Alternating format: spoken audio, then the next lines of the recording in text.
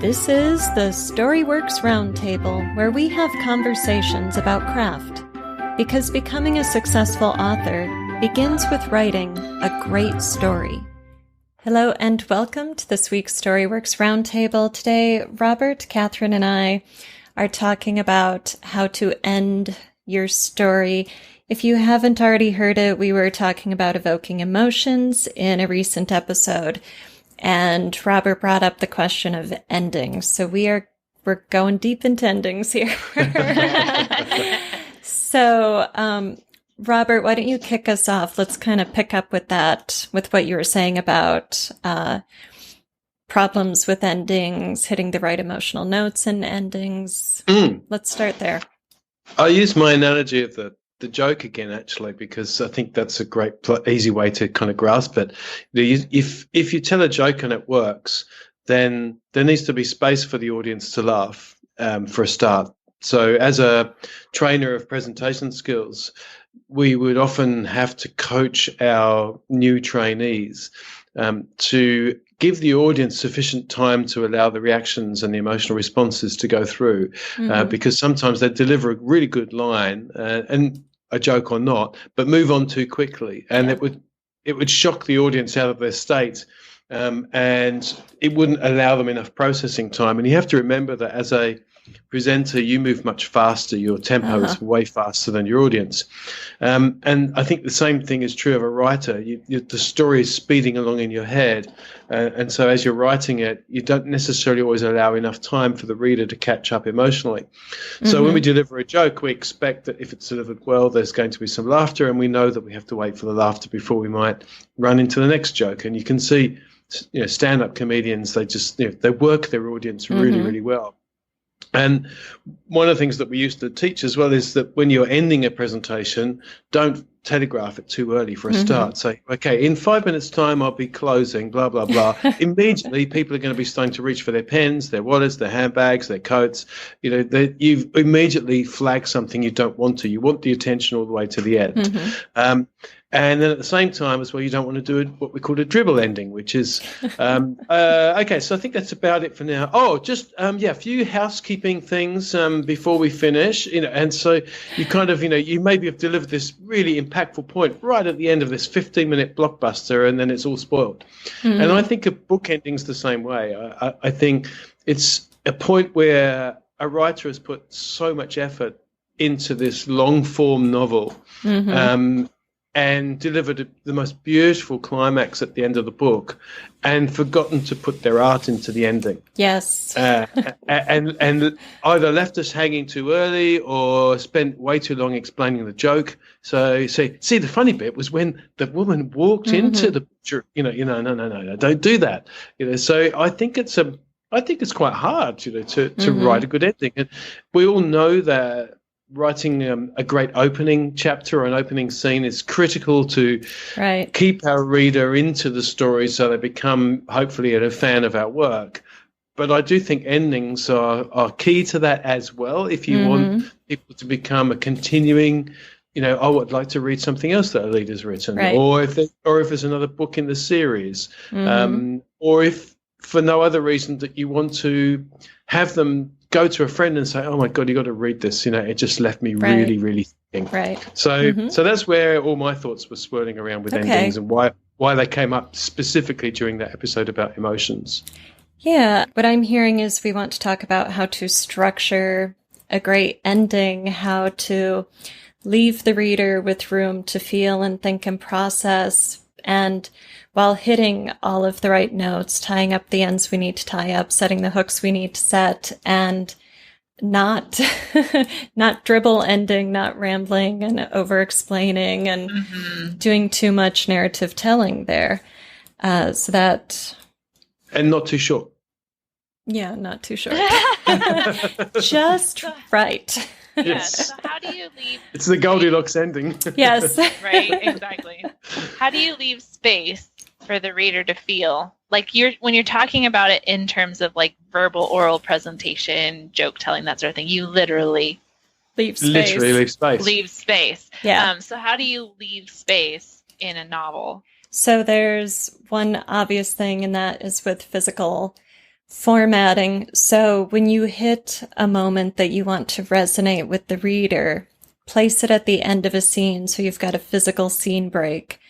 And that gives us a pause, just like a period versus a comma. We are trained to read that pause in there, or if it's really big, place it at the end of the chapter. This is why so many climactic moments are cut. There's the climactic moment, the chapter break, and then that climactic moment resolves at the open of the next chapter.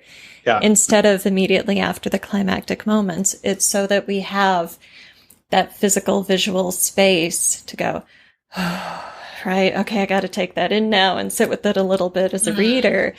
And it doesn't have to be a big explosion. It could be as subtle as you want, but the emotional power is there. It's gripping the reader in some way, whether that's something that settles into us or something that hooks us with wonder, big question marks.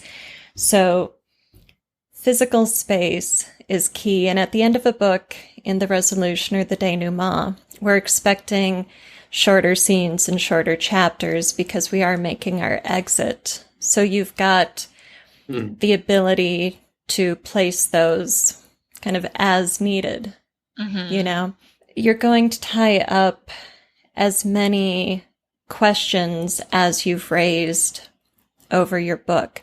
So the climax resolves the main plot line, but then you've got your subplots, and those are the thematic questions, the thematic threads, and the relationship threads, the character arc threads. So if you're telling an action story, but you've got a romantic subplot, the climax ties up the action. We need to see the romance do something in that denouement, So whatever those elements are, they need to be resolved or turned into a hook during that resolution.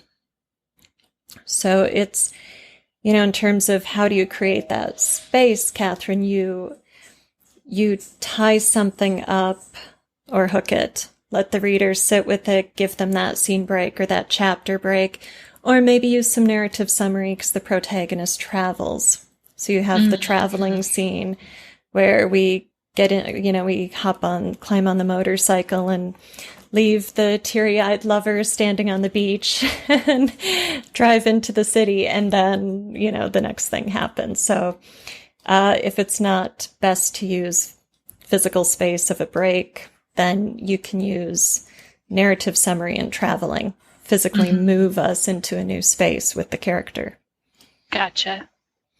Yeah, make it do double purpose as well. So you can, if you've got another reason for that, then you can use that as a mental break, as a complete scene cut, like they do in the movies. You just simply cut straight to something else without any explanation, but right.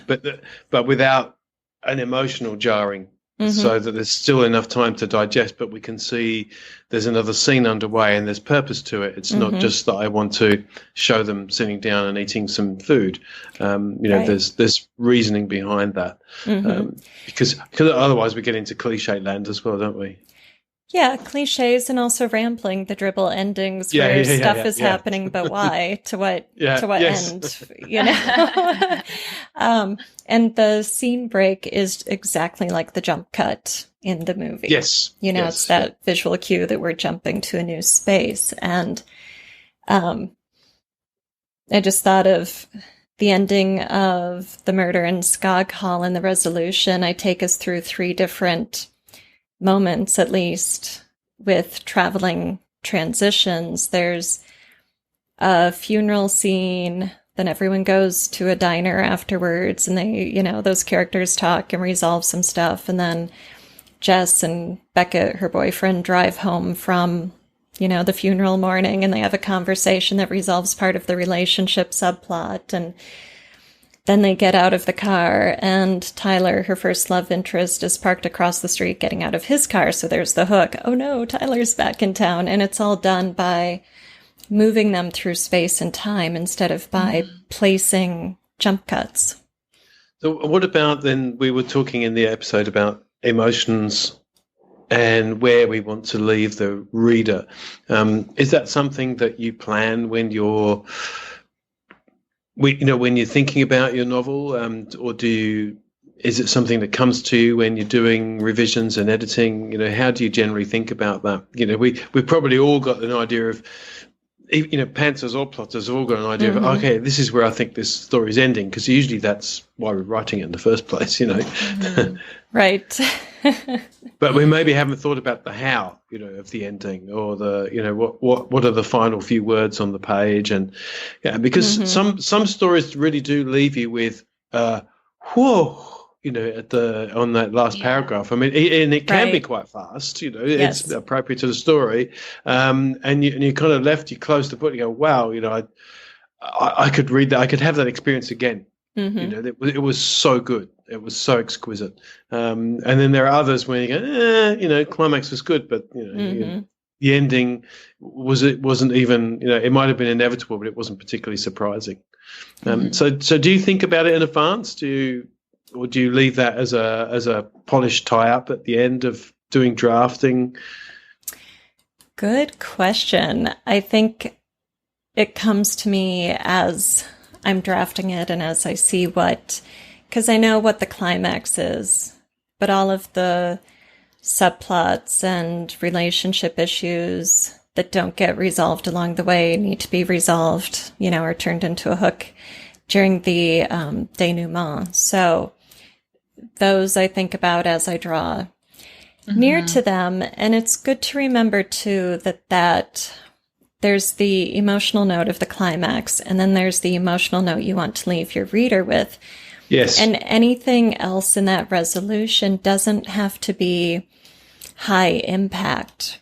You're really concerned with satisfying the reader's questions. So something that came to mind just here while we're talking is 4 Weddings and a Funeral. I don't know if you guys have seen that movie. It's quite old at this point, but romantic comedy, Hugh Grant movie. Toward the end of the movie, the climax, he's finally getting married, but it's not the woman he loves. It's the woman he's settling for. And he's in this beautiful English church at the altar with his bride, and the priest or minister says, speak now or forever hold your peace. And his brother, who's deaf, starts banging on the railing in front of the pew, and then he starts signing. So Hugh Grant has to actually translate for him and say to everybody that his brother says he can't get married because he doesn't love the bride. And the priest says, well, do you? And he says no, and the bride punches him in the nose. So that's your climax, and the emotion is, right? Wow, okay, scandal, shock. Also maybe some satisfaction after the punch is thrown. Right. So that's one big emotional note at the climax. Then during the resolution, he's at home with the stake on his eye, feeling miserable because he's just ruined, his former bride-to-be's wedding, life, whatever. The doorbell rings. Guess what? It's the woman he's in love with. And, they're going to spend their life together. Everything's happily ever after because the boy got the girl, and so on and so forth. So that's the emotional note we leave the audience with to take away. Right? And everything else about friendships, what happened to the bride, is he mad at his brother? Just resolve it or let it go. Figure that piece out. But you've got those 2 key notes at the end of the story, the climax and the takeaway note. Everything else is just tying up loose ends. Right. Yeah, because I suppose our expectation as a viewer of that movie is that we suspect it's a love story because of all the, there's a lot of intertwining stories, obviously, hence the title. Right. But at the end of the day, we want to find out, is Hugh Grant really just such a, a rogue. Right. I can't get away from the guy who plays in every single movie. Or Yes. is Hugh Grant going to find true love? I think the answer to that we all know. Are you ready to write your novel in 2022? Come together in a group coaching experience to draft your novel, further your knowledge and handling of storycraft. Access the expertise and guidance of an expert in a form that provides the opportunity to advance your unique novel with the aid of purpose, deadlines, and accountability partnerships. You will have the ongoing support of both your coach and your peers in a small group space where your questions are answered and your writing concerns are addressed throughout the process. We will engage in a model of group learning with carefully selected, competent writers in which no one is a passive student, but everyone is an active member of a collective. While you're there, develop a core network of fellow writers for mutual support long after the coaching session ends. Applications for Group Coaching 2022 are now open. Go to wordessential.com/editing/coach. Sign up today to reserve your spot at the table. But Right. you kind of, you're expecting it, but you don't know how it's going to be delivered. And then, so the great thing is that it does lead you towards that scene in the wedding scene where you think, oh my God, he's really going to go through this. And and then it just doesn't happen. And then, as you say, well, you're not left in a horrible space. You're left in this, it is a love story after all. The swoon-worthy moment happens at the end, and so it's not really quite a hold hands and walk into the sunset. It is a cliched moment, but it's delivered so beautifully that you say, no, that's it. That's satisfying. I don't need any more. Yeah, and there's a fresh twist on it too with the brother being deaf. So as writers, there's a little takeaway there, because if the brother weren't deaf, if he had just said, Hugh doesn't love her, he's in love with someone else, well, okay, fine. But to force the protagonist to make this announcement in his own voice in front of everybody, including his bride, wow, that's a much bigger moment. It's allegorical as well, because Hugh Grant's that typical stiff upper lip British guy who can't express his own emotions, and he can't say them, so his brother forces him to say them. It's very clever. It's a good moment. Yeah, and that's a kind of, it's an expected ending in the sense that it's what we want, and any other way would have left us dissatisfied, and that might be your intent too. I mean, I'm thinking about have you seen No Country for Old Men? No, not yet. Oh God, it's on my list. It's not necessarily it's unusual in terms of story structure. I'll just leave it at that. Okay. But it has a really shocking ending that actually doesn't really resolve much either. And it kind of leaves you go, like that. Right. Okay. And you sort of kind of got to go, right. So where to now? And I suppose as a writer, that's something you could be aiming for. Oh, definitely. It's I wouldn't say that's as easy as neatly tying off all the emotional payoffs that we're expecting. Exactly. Because I've certainly, I remember when Brian Cohen and I were doing the split and reviewing all these young adult books, there'd be some that would end on a cliffhanger that wouldn't resolve the emotional payoff of the book, and I hate them. I mean, not everybody hates them, but I just feel like I've been ripped off. You made me invest 5 to 6 hours of my time, and you want me to read book 2 so that I can find out. I just find that insulting. Right. No, I agree. But not everybody does. Yeah. No, I hate cliffhangers too, but that's different than an ambiguous ending or an unsettling or ending. A hook. Yeah. Or a hook, they're or all... don't mind those. No. Right. Well, maybe actually it's kind of like you pointed it out right there. It's like when there's no emotional resolution at all. That's when you're completely dissatisfied with it, because their ambiguous endings leave you with an emotion, Mm-hmm. or or searching for one. Right. Or most of the time they leave you with an emotion. You just don't know how to handle it. Okay. Right. Yep. They don't give you the Right. guideposts in which to say, oh, this is what I need to do with said emotion. It's just like this. Whoa. Okay. Mm-hmm. But that cliffhanger is the one where you literally are like begging them to just hand you an emotion to feel about the end of this book, and they don't do it. And typically an end to the plot as well. Cliffhangers leave the plot open-ended normally. Mm-hmm.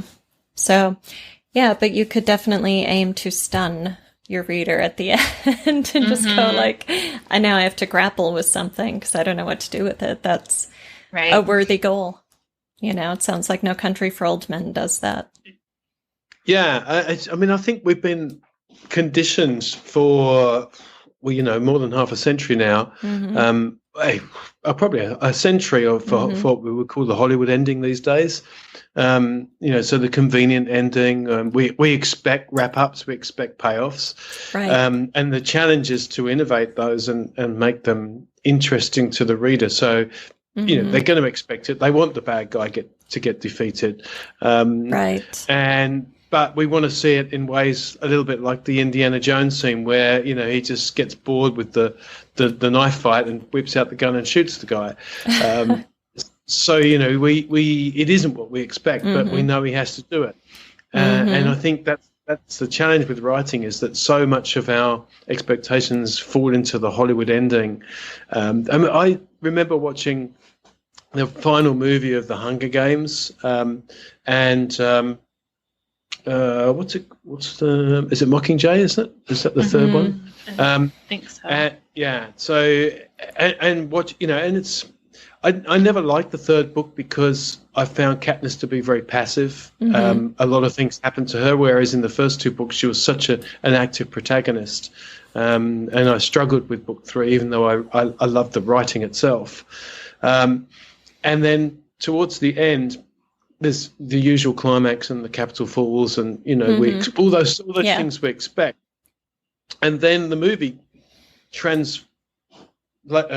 moves across to this scene where she's with Peter, and they've got a child, and it's all glowy, and it's lovely yellow sun, and they're out in the countryside, and I'm what? Why did you do that stupid ending? That's terrible. And so I went back and looked at the book, and you know what? The scene's in the book. And I forgot.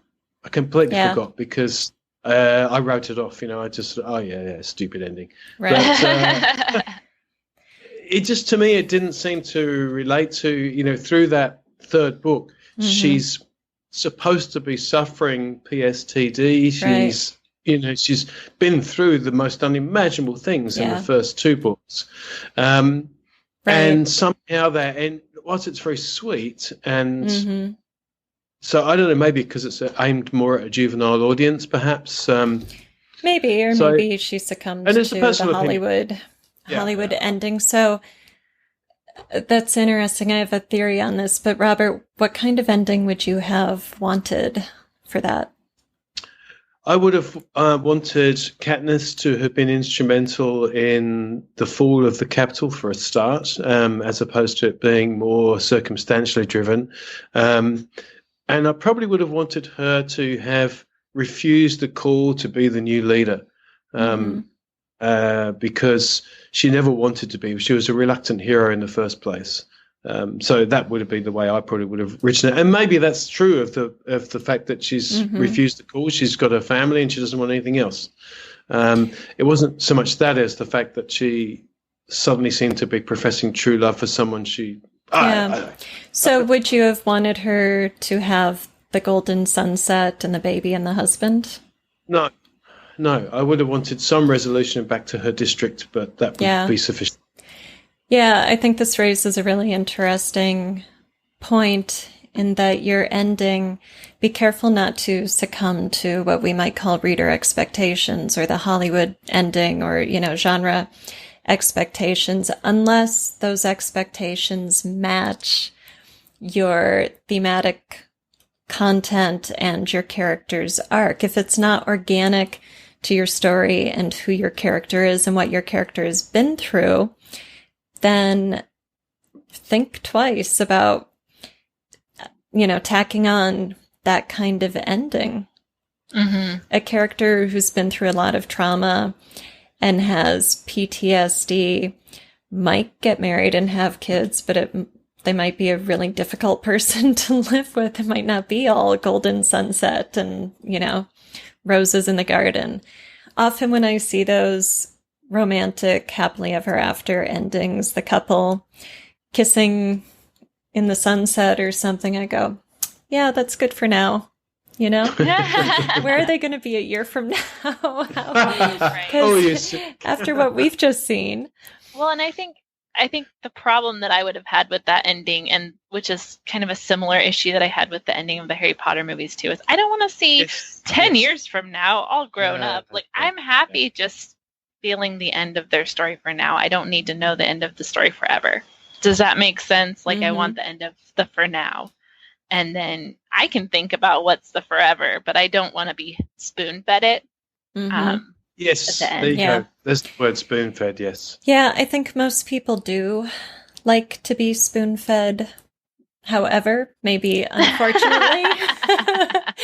And I do think that the epilogue of Harry Potter worked with the thematic content of the story. I've said it before. He's the boy without a father. He goes through all those father figures. At the end, we see him a father, so it's fruition.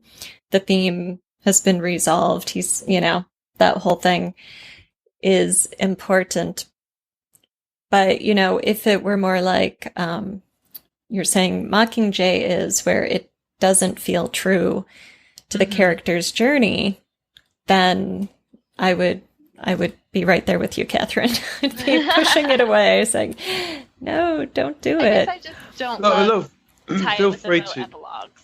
Right. Yeah, that's right. That's right. Yeah, it's too neat. Again, that Hollywood ending. Feel free to drop in the Facebook group and argue with me. I'm more than happy to be proven wrong as to why. Clearly, that's how it landed. So, it's not necessarily just a critical or a critic's opinion. I did genuinely feel that way when I read it, and the same when I read Harry Potter. I thought, oh, okay, so he's 37 now. Yeah, okay.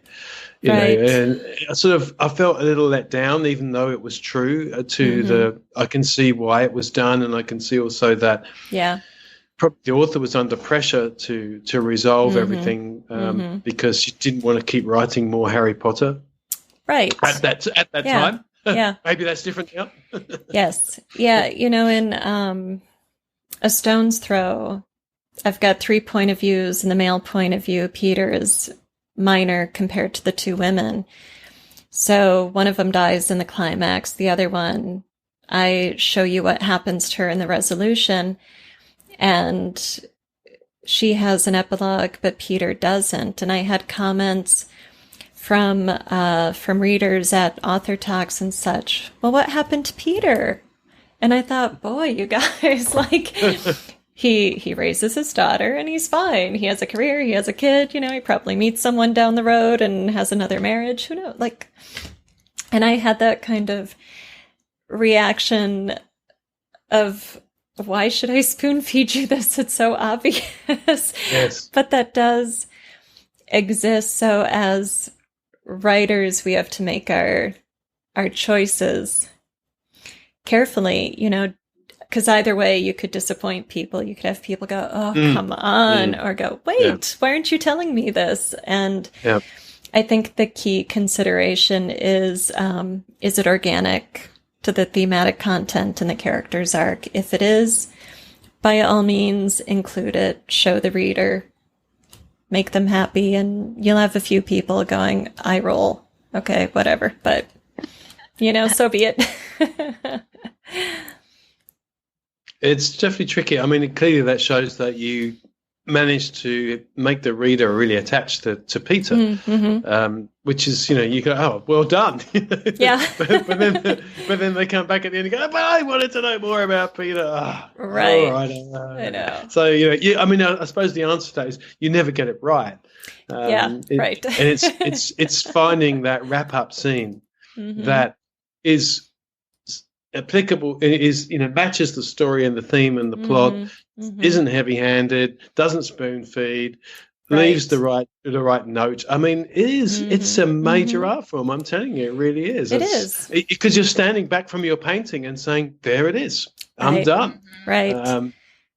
Right. And I think the key question is, does this ending satisfy the story?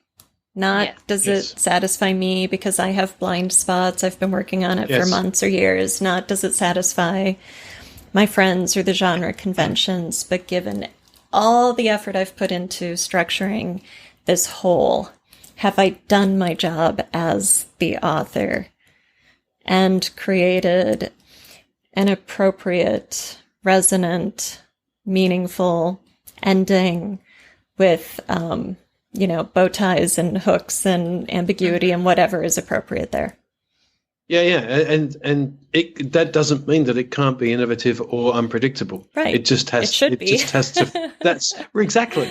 So that's the trick. You're aiming for satisfying reader expectations, paying everything off, yet still making it not syrupy or predictable, or go, of course that would happen. Yeah, of course he gets the new Ferrari given by a benefactor and it turns up on his doorstep. Yeah. So you don't want it to be that way, but as you say, it's it's another one of those hard ones. Yes. It is hard. I think we're at 100%. Everything in writing is difficult. Then why do we do it? Because we love it so. Because we love it. Anything worth doing is worth doing well, and that means you have to work at it. I mean, it can't be easy. Otherwise, it's just not worth doing. I think those are great words to end on, Kathryn.